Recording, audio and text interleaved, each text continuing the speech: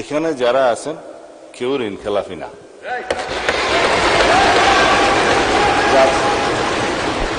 নির্বাচনী আইন, representation of people's order এবং অন্যান্য বিধিমালায় অনুসারে যারা ঋণ খেলাফি আদালত কর্তৃক সাব্যস্ত হবে, ঘোষিত হবে, তারা দে আর ডিসকোয়ালিফাইড, তারা এমপি হিসেবে নমিনেশন দিতে পারবে না, অবৈধ। নির্বাচিত হয়ে এসছে তার মানে ঋণগ্রস্ত হতে পারে, নট ঋণ খেলাফি।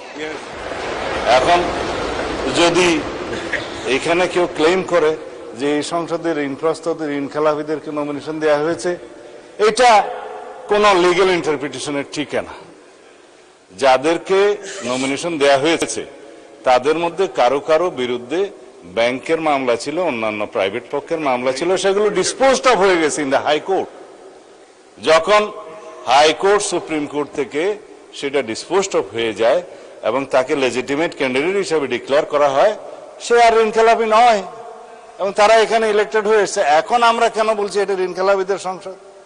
কেউ কেউ ঋণগ্রস্ত হতে পারে ব্যবসা বাণিজ্য করতে যেয়ে, কিন্তু ঋণ খেলাপি হিসাবে যে এখানে ডিফেম করা হচ্ছে, it's a defamatory statement, it should be, I think, expunged. Thank you, মাননীয় স্পিকার।